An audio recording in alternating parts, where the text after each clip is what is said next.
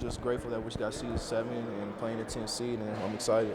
When you've watched him play, is it a style that your team and what you're playing goes well against? I really wasn't really paying attention. I was just watching, but I feel like we match up good against them. I mean, we just got to be mentally tougher than any opponent that we play, and it's starting with Oklahoma. So I know Dave is up there working on film, getting us to watch film. We already got a tape.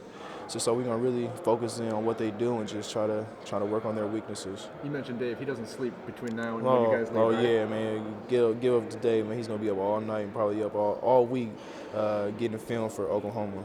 And how important is it for Jamal Franklin to play well for you guys to advance? It's gonna be real important. I mean, he's the really the heart and soul of this team. I mean, with his emotions and everything, really feed off what he's doing and his energy. So it's gonna be really important. And I know he's excited. I know he's up for the task. So I mean, we're always gonna need to just come together and put our working hat on.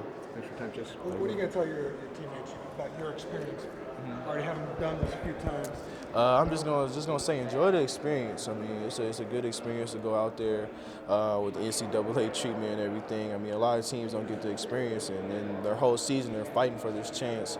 So just enjoy the experience, but also know that it's time to play your best basketball. I mean, all the lights are on. I mean, it's the tournament. This is what you play for. So and it's win or go home. So if you just keep winning, everything will just take care of itself. Can you describe that difference? What's the difference between a regular game? I mean, physically, what's happening at an NCAA game? NCAA game is probably it's going to be sold out. I mean, you see that big old logo, the NCAA with the blue in the middle. I mean, it's just crazy. I mean, and everything building up to it with the practices and the media and all that. It's just a great experience, and it makes you just feel like, man, this is what I played for when I was a little kid, and it's time to perform. You thinking about next year at all? Am I thinking about? Nah, I'm thinking about Oklahoma and Philadelphia. Just a lot of people. Jumper, you happy to see that Oklahoma? Oh yeah. I mean, I was just happy just to see our name up there, being the 7th seed, playing the 10th seed. So, and being in Philadelphia, just knowing the city and everything. So I was just excited. You guys did have that jubilance. I mean, the confidence on this. I've never seen a team so excited and confident coming into it. I mean, talking about you guys, the 2 seed, you guys didn't seem this jubilant and confident. Yeah, I mean, I don't know. I mean, this team, we just coming back from Las Vegas. We just know we need to make a run, and we just need to put everything in our whole effort and our whole energy and just focusing on what we need to do as a team to get that done. So we're just happy, just grateful. It's like you guys needed a second season almost. Like that's what this is. Yeah, I mean, it's a start. Everything starts over. I mean, every team record is 0-0 when this tournament starts, and the only team that's gonna be victorious is people that get to a national championship, and that's what we want to do. Chase, a lot of people in sports talk about things clicking for a team. Do you feel like things have clicked yet for you guys?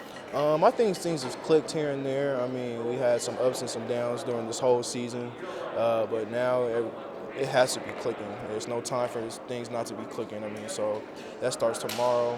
When we come in, we have to have the right mindset and the right focus to go out there and to compete at the highest level. So us clicking needs to start right now, and I think we got. That seems hard to do, just to make things click all of a sudden. It is, and that's what you work your whole year for a time like this. And like I said, just the content of this tournament and what the stakes are at. I mean, you should be at your best game.